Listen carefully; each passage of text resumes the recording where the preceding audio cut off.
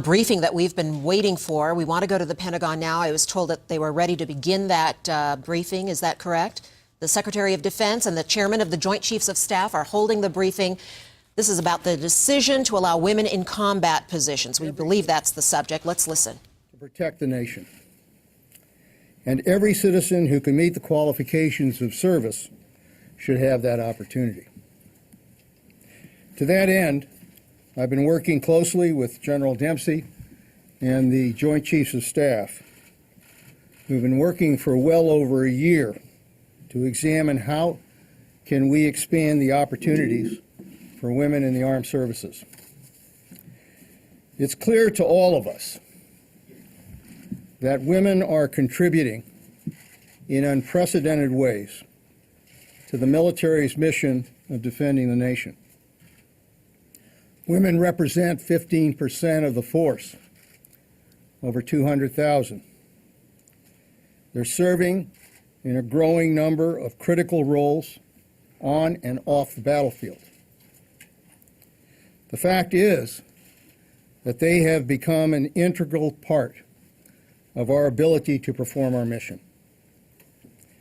Over more than a decade of war, they have demonstrated courage and skill and patriotism. 152 women in uniform have died serving this nation in Iraq and Afghanistan. Female service members have faced the reality of combat, proven their willingness to fight and, yes, to die to defend their fellow Americans.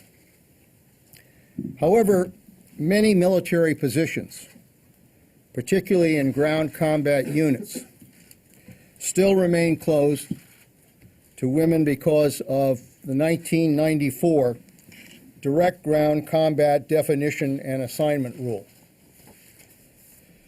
Military and civilian leaders of this department have been taking a hard look at that rule based on the experiences of the last decade. In early 2012, we announced a series of modifications to that rule, which opened up more than 14,000 new positions to women, including positions that were co-located with ground combat units and certain positions in ground combat units below the battalion level. These changes have been implemented, and the experience has been very positive. Every time I've visited the war zone, every time I've met with troops, reviewed military operations, and talked to wounded warriors, I've been impressed with the fact that everyone, men and women alike, everyone is committed to doing the job. They're fighting and they're dying together. And the time has come for our policies to recognize that reality. The Chairman and the Joint Chiefs of Staff and I believe that we must open up service opportunities for women as fully as possible. And therefore today, General Dempsey and I are pleased to announce that we are eliminating the direct ground combat exclusion rule for women. And we are moving forward with a plan to eliminate all unnecessary gender-based barriers to service. In a few moments after we speak, we will both sign a memo that will rescind the 94 barrier. Our purpose is to ensure that the mission is carried out by the best qualified and the most capable service members, regardless of gender and regardless of creed and beliefs. If members of our military can meet the qualifications for a job, and let me be clear, I'm not talking about reducing the qualifications for the job. If they can meet the qualifications for the job, then they should have the right to serve. regardless of creed or color or gender or sexual orientation.